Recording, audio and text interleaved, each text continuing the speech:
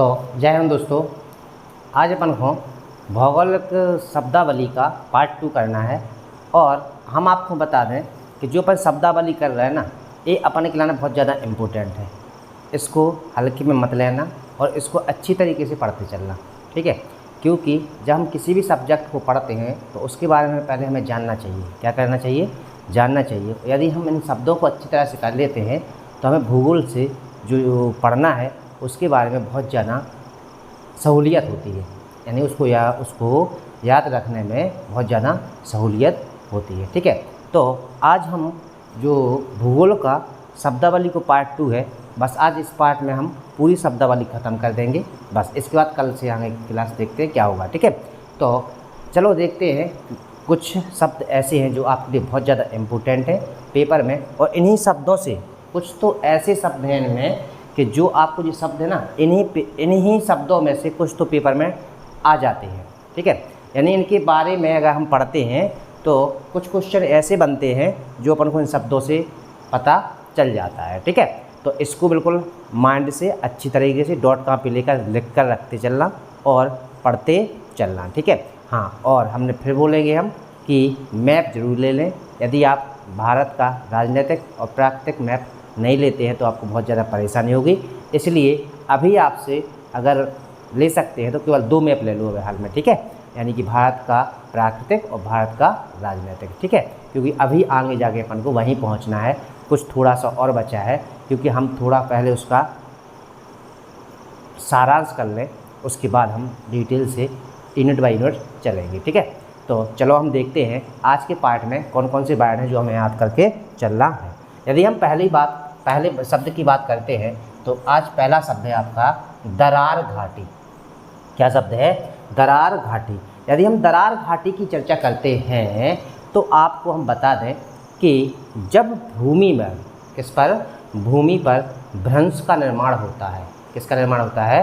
भ्रंश का निर्माण होता है, तो 2 हिस्से ऊपर उठ जाएं और एक हिस्सा बीच का नीचे दब जाए तो वो दरार जो पड़ जाती है, सकरी घाटी जो बन जाती है, उसको अपन दरार घाटी बोलते हैं। और अपने यहाँ की हमने पिछली वीडियो में बताया था कि नर्मदा और ताप्ती जो दरार घाटी से होकर बहती हैं। तो आपको समझ में आ गया कि नहीं आया कि स्थलखंड का वो हिस्सा जो पृथ्वी की आंतरिक घटना के कारण बीच में दब जाए और 2 हिस्से ऊपर निकल आए, उसको अपन क्या बोलते हैं? तो दरार घाटी बोलते हैं। और उसमें से प्रभावित होने वाली नदियाँ जो जाती है उसी को अपन दरार घाटी क्षेत्र के नाम से भी जानते हैं, ठीक है। और जो दोनों हिस्से ऊपर हो जाते हैं उनको अपन ब्लॉक पर्वत के नाम से जानते हैं। अभी आगे जाके हम बताएंगे कि क्या करना है, ठीक है। तो दरार घाटी के बारे में हम बताएं आपको, ऐसा समझते हैं ये अपना ज़मीनी स्तर है और इसका एक हिस्सा ए और एक हिस्सा ए, इसको क्या कर देते हैं अपन? नीचे खिसक जाएगा, यानी जो हिस्सा कहाँ पर आ जाए तो यहाँ पर आ जाए, ठीक है। तो ए वाला हिस्सा जो भ्रंश कहलाता है, ए वाला हिस्सा जो क्या कहलाता है? भ्रंश घाटी कहलाता है, ठीक है। ये भ्रंश कहलाते हैं और ये अपनी घाटी बन गई या रिफ्ट वैली बन गई, तो इसी को बोलते हैं अपन क्या? दरार घाटी। इसको क्या बोलते हैं अपन? दरार घाटी। और जो अपना जो ऊपर वाला हिस्सा जो निकला रहता है इसको बोलते हैं ब्लॉक पर्वत। क्या बोलते हैं?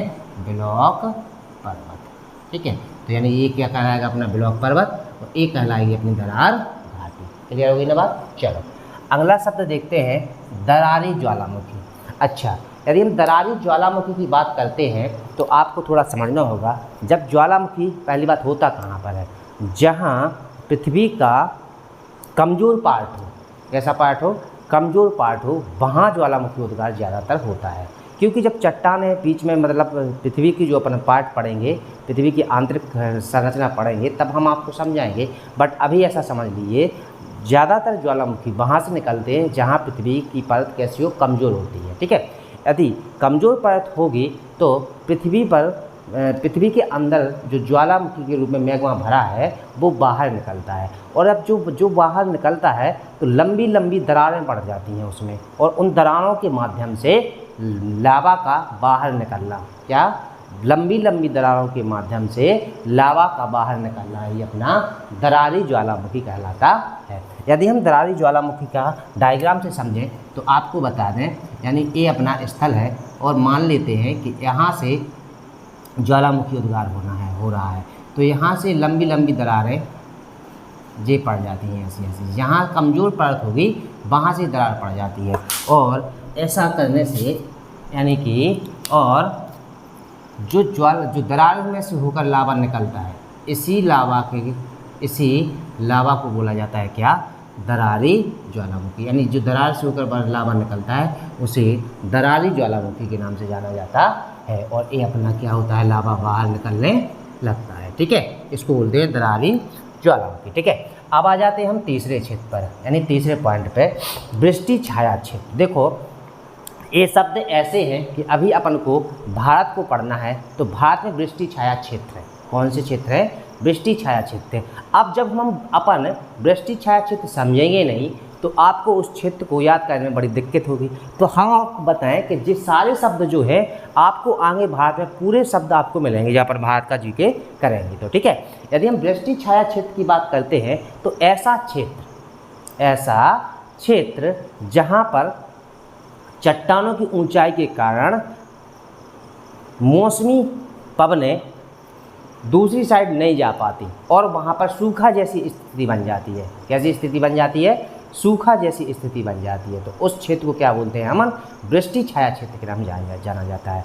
यदि हम भारत का थोड़ा सा बता दें आपको, तो जो अपना पश्चिमी घाट है लगभग ये अपना 1200 से 1600 मीटर की ऊंचाई रखता है। और आपको पता होना चाहिए कि भारत में वर्षा अरब सागर और बंगाल की खाड़ी से होती है। तो अरब सागर से उठने वाली जो अपनी मानसूनी हवाएं हैं वो पश्चिमी घाट के कारण दूसरी साइड नहीं जा पाती हैं, यानी महाराष्ट्र में नहीं जा पाती हैं। तो वृष्टि छाया क्षेत्र कहाँ पड़ेगा, यानी सूखा कहाँ पड़ेगा, महाराष्ट्र, यानी थोड़ा सा नीचे कर्नाटक, तमिल, तेलंगाना, यहाँ पर क्या पड़ जाता है अपना, तो वृष्टि छाया क्षेत्र पड़ जाता है। समझ में आया कि नहीं आया। यानी कि जो अपना मानसूनी पवनें हैं वो एक ऊंचाई यानी पर्वत की ऊंचाई के कारण दूसरी ओर नहीं जा पाती हैं, तो उस साइड दूसरी साइड क्या पड़ जाता है, सूखा हो जाता है। तो उसी सूखे वाले स्थान को अपन क्या बोलते हैं, वृष्टि छाया क्षेत्र। उसको क्या बोलते हैं, वृष्टि छाया क्षेत्र बोलते हैं। ठीक है, तो हमने वृष्टि छाया क्षेत्र को समझ लिया है। और एक बात याद रखना, इसको जो हम बोल रहे हैं ना उसको थोड़ा सा लिखते जाना तो आपको क्लियर होता जाएगा। जो चीज़ हम 2 बार बोलते हैं उसको 1 बार लिख लेना, बाकी समझाने के लिए हम 2 बार और 3 बार बोलते हैं। ठीक है, अच्छा अब आ जाते हैं अपन पारिस्थितिकी। यदि हम पारिस्थितिकी की बात करते हैं तो एक ऐसा पर्यावरण या एक ऐसा वातावरण जहाँ पर जीव जंतुओं का आवास होता है और उनके भौतिक संसाधनों का यानी जीव जंतुओं तथा उनके भौतिक संसाधनों का अध्ययन करना ही अपन क्या कहलाता है, पारिस्थितिकी कहलाता है। क्या कहलाता है, पारिस्थितिकी कहलाता है। यानी जीव जंतु हैं, ठीक है, और उसमें जो पेड़ पौधे हैं उनके बारे में हमें अध्ययन करना, क्या करना ही, अध्ययन करना ही हमारा पारिस्थितिकी कहलाता है। ठीक है, अच्छा अब है अपना पर्वत निर्माणकारी। ये शब्द आपको याद करना चाहिए।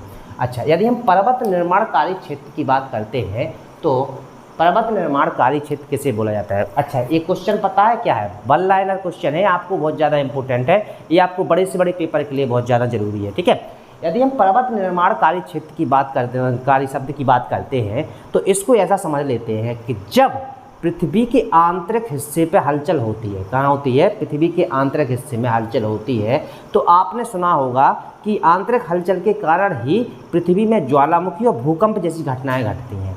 क्या होती हैं, ज्वालामुखी और भूकंप जैसी घटनाएं घटती हैं। तो उसी को बोला जाता है पर्वत निर्माणकारी। उसी को क्या बोला जाता है, पर्वत निर्माणकारी। जो क्रिया होती है यानी पृथ्वी की आंतरिक हलचल के कारण भूकंप और ज्वालामुखी जैसी घटनाओं का होना ही पर्वत निर्माणकारी कहलाता है। क्या कहलाता है, पर्वत निर्माणकारी कहलाता है। इसके बाद आ जाते हैं हम कहाँ पर, तो पुलिन पर। कहाँ पर आ जाते हैं हम, पुलिन पर। ये शब्द आपके लिए बहुत ज़्यादा इंपॉर्टेंट है, पेपर में डायरेक्ट पूछ लेते हैं कि समुद्र में पाई जाने वाली पत्थरों की बनी आकृति क्या कहलाती है, ऑप्शन में मिल जाता है पुलिन, तो वही कहलाता है अपना पुलिन। ठीक है, तो हम आपको बता दें अच्छा ऐसा समझते हैं समुद्र के किनारे पर, कहाँ पर, समुद्र के किनारे पर जब लहरों के द्वारा, पानी के द्वारा बहाकर लाए गए सैलों या चट्टानों के टुकड़ों को, पत्थरों को किनारे पर जो धारा उनके द्वारा, पानी के द्वारा बहाकर लाया जाता है, तो जो पत्थर वो इकट्ठे होते जाते हैं, जो पत्थर वो इकट्ठे होते जाते हैं और एक शेप का आकार लेते हैं, उसी आकृति को बोले जाता है क्या, पुलिन बोला जाता है। तो अब समझ में आया कि नहीं आया? यानी कि ऐसा समझते हैं कि मान लेते हैं अपन ये पानी है और ये इसका किनारा है, ठीक है। तो यहाँ से पत्थर जाएंगे और यहाँ से यहाँ पर इकट्ठे हो जाएंगे, क्या होते जाएंगे, पत्थर इकट्ठे होते जाएंगे। तो ये वाला शेप जो पत्थरों का शेप होता है उसे ही हम क्या बोलते हैं, जो पत्थर जो रचना आकृति बना लेते हैं उसे ही हम पुलिन बोलते हैं। क्या बोलते हैं? पुलिन बोलते हैं। और ये बहुत ज़्यादा इंपॉर्टेंट है, पेपर में आपसे पूछ लेंगे, ठीक है। अच्छा, इसके बाद आ जाते हैं हम पटल निरूपण। पटल निरूपण, अच्छा, पटल निरूपण की बात करते हैं अपन, पटल निरूपण की बात करते हैं तो वही की वही है, पर्वत निर्माणकारी, पर्वत निर्माणकारी है। तो पर्वत निर्माणकारी के लाने क्या बताया था हमने, ज्वालामुखी के उद्गार से पृथ्वी की आंतरिक हलचलों के कारण बड़े बड़े पर्वतों का निर्माण हो जाता है। क्या हो जाता है? बड़े बड़े पर्वतों का निर्माण होता है। किसके कारण? पृथ्वी के क्षैतिज घटन के कारण, क्षैतिज हलचलों के कारण ही बड़े बड़े पर्वतों का निर्माण होता है, उसे अपन पर्वत निर्माणकारी बोलते हैं। अब आ जाते हैं पटल निरूपण पर। पटल निरूपण, पहले तो आप एक शब्द देखो, शब्द से अपन को समझना है। पटल का मतलब होता है भूपटल और निरूपण का मतलब है बदलाव। तो आप बताइए कि पटल निरूपण क्या होना चाहिए? तो मैं बताता हूँ आपको। पटल यानी भूपटल का निरूपण यानी बदलाव कौन सी स्थिति में होगा? तो वही है ना कि आंतरिक घटना होगी, आंतरिक हलचल होगी, जिसके कारण भूकंप और ज्वालामुखी जैसी घटनाएं होंगी। तो स्वाभाविक है कि पृथ्वी का ऊपरी भूपटल क्या होगा? बदलेगा। क्या होगा? उसका शेप बदलेगा। उसी चीज़ को बोलते हैं अपन क्या? पटल निरूपण। उसको क्या बोलते हैं? पटल निरूपण। यदि आप डेफिनेशन में लिखना चाहेंगे तो ऐसा कहना कि पृथ्वी की आंतरिक हलचलों के कारण भूकंप और ज्वालामुखी का आना, बस इतना लिखना है। पटल निरूपण कहलाता है। क्या कहलाता है? पटल निरूपण कहलाता है। इसके बाद आ जाते हैं हम कहाँ पर? पार्थव विकिरण। अच्छा, पार्थव का मतलब क्या होता है? हमारा धरातल। इसको समझते हैं। पार्थव का मतलब पृथ्वी कैसी है? पार्थव ग्रह है ना। तो यहाँ पर क्या है? चट्टान है, मैदान है, हर चीज़ है, मैदान है, ऊंचे ऊंचे बड़े बड़े पहाड़ पर्वत हैं। तो ये अपना एक पार्थव ग्रह है। तो पार्थव विकिरण का मतलब क्या है? अब आप समझ गए होंगे कि पार्थव विकिरण अर्थात जब सूरज का प्रकाश, जब सूरज की किरणें धरातल पे पड़ती हैं, क्या करती हैं? धरातल पे पड़ती हैं, तो ये वाला हिस्सा जो गर्म हो जाता है, गर्म होने के कारण जो जब ये वातावरण में पुनः वापस कर देते उस ताप को या ऊष्मा को, इसे ही बोलते हैं अपन क्या? पार्थव विकिरण बोलते हैं। उसको क्या बोला जाता है? तो पार्थव विकिरण बोला जाता है। क्लियर हो गया ना? चलो आगे आते हैं, ठीक है। यदि हम चलते हैं पंपास, हाँ, ये आपके लिए बहुत ज़्यादा इम्पोर्टेंट है और पेपर में पूछा जाएगा। और ये भी आपके लिए इम्पोर्टेंट है और पेपर में पूछा जाता है, ठीक है। ये आपके लिए इम्पोर्टेंट है, ये भी पेपर में पूछा जाता है, ठीक है बेटा। तो आपको ये तीन चार चीज़ें आपको बहुत ज़्यादा इंपॉर्टेंट है, इनको ध्यान रखना है, ठीक है। तो यदि हम पंपास की बात करते हैं तो आपको बता दें अर्जेंटीना। अब अर्जेंटीना कहाँ है? यदि हम अर्जेंटीना की बात करते हैं तो आपको ऐसे समझना पड़ेगा, अपन को देखना पड़ेगा थोड़ा सा। यदि हम अर्जेंटीना की बात करते हैं तो ये है अपना क्या? दक्षिण अमेरिका। कौन सा है अपना? दक्षिण अमेरिका। और आपको हम अर्जेंटीना के बारे में बताएं तो आप यहाँ पर देखिए, देखो ए, आप अच्छे से देखिए, ARGENTINA, यानी कि जे वाला जो नीचे दक्षिणी हिस्सा है किसका? दक्षिण अमेरिका का। ये अपना क्या है? अर्जेंटीना, ठीक है। क्या है अपना? अर्जेंटीना। तो अर्जेंटीना कहाँ पर? अपना दक्षिण अमेरिका में। एक चीज़ ये याद कर लेना, पेपर में पूछा जाता है। अभी इससे और सारे क्वेश्चन होंगे, लेकिन अभी हम क्या पढ़ रहे हैं? पंपास। यदि अभी हम क्या पढ़ रहे हैं? पंपास। तो अर्जेंटीना में मध्य अक्षांशीय भूमि वाले, घास भूमि वाले क्षेत्र, यानी अर्जेंटीना में, किसमें? अर्जेंटीना में, याद रखना इसको, अर्जेंटीना में मध्य अक्षांश घास वाली आर्द्र भूमि क्या कहलाती है? अपनी पंपास कहलाती है। ठीक है, हमने डेफिनेशन के रूप में एक लाइन में बता दिया, लेकिन यदि आपसे अगर पूछा जाता है पेपर में तो आपको बस इतना पूछते हैं वो कि पंपास कैसे घास के मैदान है, तो आपको आंसर में देना है बस पंपास शीत यानी शीत ऋतु में शीत स्थानों पर पाए जाने वाली घास है, यानी ठंडे स्थानों पर पाई जाने वाली घास है। तो पंपास आपको याद हो जाएगा, इंपॉर्टेंट है, याद कर लेना। ठीक है, हमने अर्जेंटीना को बता दिया। इसी के बाद नीचे अपना प्रेरी, कौन सा है? प्रेयरी। ठीक है, तो प्रेरी भी क्या है? तो प्रेरी एक घास का मैदान है। क्या है बेटा? और घास का मैदान है। अच्छा, प्रेरी क्या है? घास का मैदान है। और ये भी ठंडे प्रदेशों में पाए जाने वाले घास के मैदान है। कैसे प्रदेशों में? तो ठंडे प्रदेशों में पाए जाने वाले घास के मैदान कौन कौन हो गए अपने? पंपास और प्रेरी। अच्छा, चलो बाद में देखते हैं हम क्या करते हैं। अच्छा, इसके बाद आ जाते हैं अपन मानचित्र प्रक्षेप। मानचित्र प्रक्षेप, अच्छा शब्द तो अच्छा है, समझना भी है अपन को। इसी की ज़रूरत पड़ेगी आपको अभी आगे जाके जब हम पढ़ाएंगे, क्योंकि मानचित्र प्रक्षेप का मतलब है अपनी पृथ्वी पर उपस्थित देशांत और अक्षांश रेखाएं आपने देखी होंगी। देखी ना? नहीं देखी होंगी तो हम बताते हैं। यानी अपनी पृथ्वी पर उपस्थित कौन सी रेखाएं? अपनी अक्षांश और देशांत रेखाएं। कौन सी रेखाएं? अपनी देशांत रेखाएं। ठीक है, तो जब ये वाली को कहलाती है अपनी अक्षांश रेखाएं जो खड़ी हैं, और ये वाली कहलाती जो आड़ी है ना, देशांतर रेखाएं। ठीक है, तो अक्षांश रेखाएं देशांतर रेखाएं क्या कर रही हैं? इस भूखंड को काट कर एक समतल जगह का निर्माण कर रही हैं। क्या कर रही हैं? समतल जगह का निर्माण कर रही हैं। इसी समतल जगह को बोला जाता है मानचित्र प्रक्षेप। किस क्या बोला जाता है? मानचित्र प्रक्षेप। मतलब एक बड़े भूखंड को अक्षांश और देशांतर के द्वारा काटने पर जो हमें समतल आकृति मिलती है उसको ही बोला जाता है मानचित्र प्रक्षेप।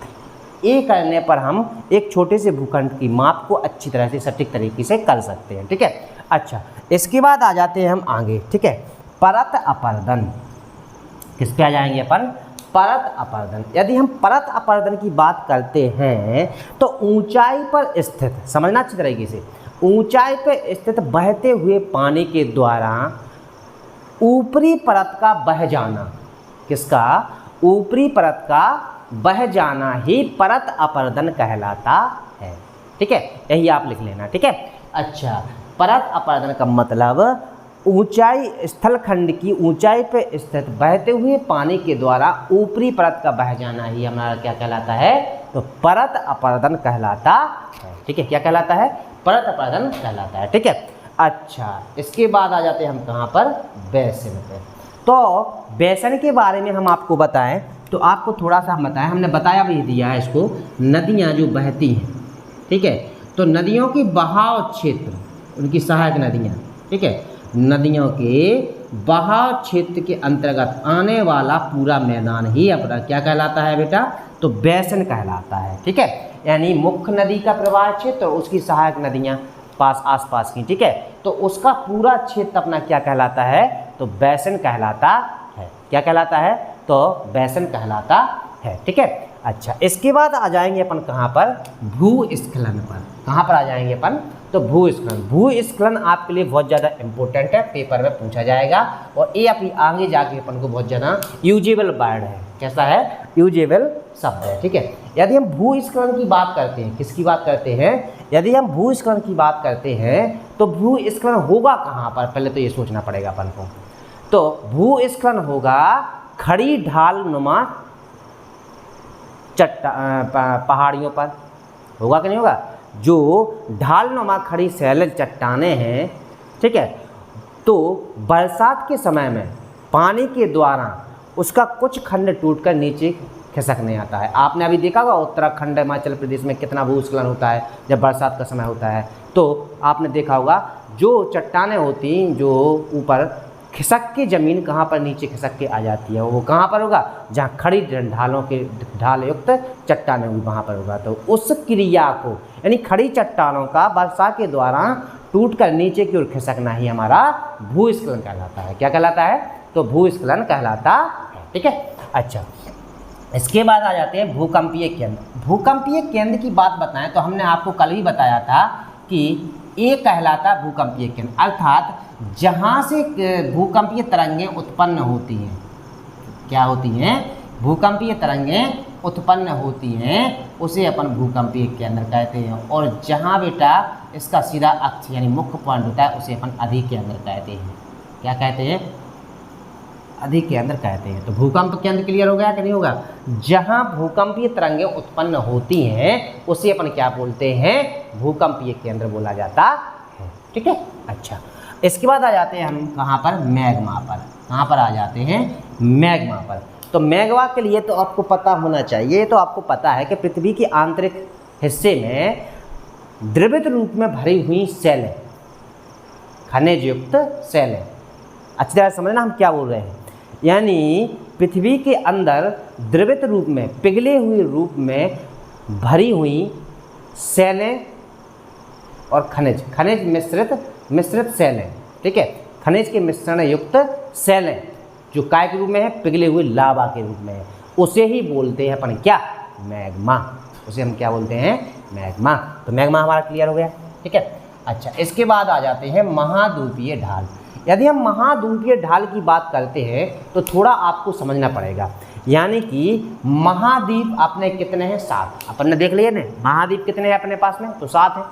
अच्छा, 7 महाद्वीप में हम चलो अपने भारत को ले लेते हैं। कहाँ पर ले लेते हैं अपन, भारत को ले लेते हैं। चलो जी है अपना। ठीक है, तो किसी भी महाद्वीप का दक्षिणतम हिस्सा यदि हम इसको देखते हैं तो आप देखो अच्छी तरह से, किसी भी महाद्वीप का, तो हम अगर एशिया को अलग करेंगे यहाँ से, तो यहाँ से हम ऐसा करते हैं, इस यहाँ से ऐसा कर लेते हैं एशिया। ठीक है, और यहाँ अपना क्या हो जाएगा, ए होगा अपना एशिया। ठीक है, अच्छा यदि हम अपने भारत को लेते हैं तो किसी भी महाद्वीप के दक्षिणतम भूमि का वह हिस्सा जो महासागर और महाद्वीप के बीच के मैदान को अपन क्या बोलते हैं, महाद्वीपीय ढाल बोलते हैं। और आप देख भी रहे होंगे कि जो अपना भारत है एक तरह का महाद्वीपीय कैसा है, ढाल है। कैसा है, महाद्वीपीय ढाल है। अपन ऐसे चिपके से लगते हैं, जैसे अपन क्या है, अपन मतलब चाइना से हिमालय पर्वत के द्वारा क्या है, जुड़े हुए हैं, ऐसे टंगे हुए हैं। ठीक है, तो अब आपको अच्छी तरह समझाते हैं कि यानी किसी महाद्वीप के दक्षिणतम पॉइंट में है, कहाँ पर, दक्षिणतम मैदान जो महासागर के बीच में, महासागरीय तट के बीच में स्थित होता है, उसे अपन क्या बोलते हैं, तो उसे बोलते हैं अपन क्या, महाद्वीपीय ढाल। तो महाद्वीपीय ढाल के रूप में अगर बात करी जाए तो अपना भारत किस में आ जाएगा, तो महाद्वीपीय ढाल में आ जाएगा। किस में आ जाएगा, महाद्वीपीय ढाल में आ जाएगा। ठीक है, अच्छा इसके बाद आ जाते हैं अपन आगे। यदि हम आगे आते हैं तो अब आ जाएंगे अपन मानसून जलवायु। ठीक है, यदि हम मानसून जलवायु की बात करते हैं तो पवनों के द्वारा, किसके द्वारा, पवनों के द्वारा मौसम में होने वाले परिवर्तन, किसमें, मौसम में होने वाले परिवर्तन को ही मानसूनी जलवायु बोलते हैं। क्या होता है, जो हवाएं होती हैं, क्या होती हैं, हवाओं में जो परिवर्तन होता है उसके द्वारा ऋतुओं में, क्या में, ऋतु में होने वाला परिवर्तन ही हमारा मानसूनी जलवायु कहलाती है। यानी मौसम में होने वाला परिवर्तन हमारा क्या कहलाता है, तो मानसूनी जलवायु कहलाता है। ठीक है, अच्छा इसके बाद आ जाते हैं हम वर्षण पे। कहाँ पर आ जाते हैं, वर्षण पे। याद करते चलना, बहुत इंपॉर्टेंट है, और सुनते चलना, क्योंकि बहुत सारी चीज़ें ऐसी हैं जो आपको पता होना चाहिए। ये यदि आज आप याद कर लेते हो आगे आपको कोई दिक्कत नहीं होगी पढ़ने में। ठीक है, इतना याद रखना, ये आपको फालतू में नहीं, बहुत ज़्यादा इंपॉर्टेंट और सटीक चीज़ बता रहा हूँ मैं, और सारी चीज़ें एनसीईआरटी के तहत हैं। कैसी हैं, एनसीईआरटी के तहत है। तो चलो आगे बढ़ते हैं अपन, तो वर्षण की बात करते हैं। वर्षण के रूप में क्या, वर्षण कहलाता क्या है। वैसे तो आप लोगों से पूछा जाए तो आप बोल देंगे पानी को बरस हो, बिल्कुल सत्य है। ठीक है, लेकिन अगर आपसे पूछे एक लाइन में आंसर दीजिए तो आपको क्या देना चाहिए, वर्षण अर्थात वायुमंडल में उपस्थित आर्द्रता का वर्षा या हिम के रूप में नीचे धरातल पर आना। समझ में आया? ठीक है, यानी कि वायुमंडल की जो आर्द्रता है वह वर्षा अर्थात हिम के रूप में धरातल पर आना यानी बरसात होना ही हमारा क्या कहलाता है? तो वर्षण कहलाता है। क्या कहलाता है? वर्षण कहलाता है। इसके बाद आता है वर्षानुवर्षी। वर्षानुवर्षी, वर्षानुवर्षी का मतलब है वे फसलें जो 12 महीना रहती हैं, यानी जो 12 महीना उगाई जाती हैं उनको अपन वर्षानुवर्षी बोलते हैं। शब्द देख लिया आप, दिख रहा है आपका, वो जियोग्राफी का, बट इससे सब उसको डेफिनेशन क्या है तो इसको अच्छी तरह समझते हैं। यानी वर्षानुवर्षी को यानी जो फसलें पूरी साल होती हैं, कब होती हैं? पूरी साल होती हैं, उन्हें अपन वर्षानुवर्षी बोलते हैं। उन्हें अपन क्या बोलते हैं? तो वर्षानुवर्षी बोलते हैं। इसके बाद आ जाते हैं हम कहाँ पर? तो सदा नीला पर। कहाँ पर आ जाएंगे?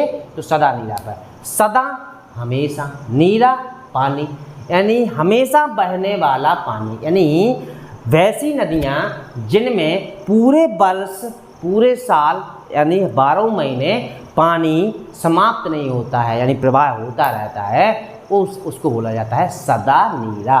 उसको क्या बोला जाता है? तो सदा नीरा बोला जाता है। ठीक है, अच्छा इसके बाद आ जाते हैं स्तर रंजन। अच्छा, स्तर का मतलब होता है, स्तर का मतलब होता है एक स्पेस, और रंजन का मतलब होता है, स्तर का मतलब होता है एक तह, तल। ठीक है, स्तर का मतलब एक तह या तल, और रंजन का मतलब होता है रंग। तो आपको बता दें जो मानचित्र में क्या है, मानचित्र में जो ऊंचे ऊंचे स्थानों को रंगों के द्वारा इंगित करते हैं या संकेतित कर देते हैं उसी को बोला जाता है अपन स्तर रंजन। समझ में आया?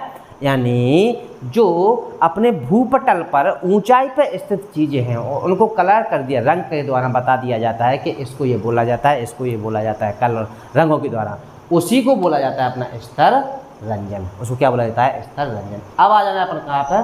तो सवाना पे। अब ये आपके लिए बहुत ज़्यादा इम्पोर्टेंट है। ठीक है, क्योंकि आपने दो चीज़ें तो देख ली, पंपास और प्रेरी, ये है अपनी कैसी शीतकालीन घास के मैदान है, लेकिन ये है अपना कौन सा? अपना सवाना। तो ये ग्रीष्मकालीन या उष्णकटिबंधीय, ग्रीष्मकालीन या उष्णकटिबंधीय घास के मैदान, घास के मैदान। ठीक है, तो उष्णकटिबंधीय घास के मैदान होते हैं, उन्हें अपन क्या बोलते हैं? तो सवाना बोलते हैं। क्या बोला जाता है? तो सवाना बोला जाता है। ठीक है, इसके बाद आ जाते हैं स्टेपीज पर। कहाँ पर आ जाते हैं? तो स्टेपीज पे। यदि स्टेपीज की बात करते हैं तो ये चारों अपने काय के हैं, घास के मैदान है, पंपास, प्रेरी, सवाना और स्टेपीज। ठीक है, तो ये शीत के हैं और ये अपना ग्रीष्मकालीन का है। स्टेपीज भी अपना शीतकालीन अर्ध शुष्क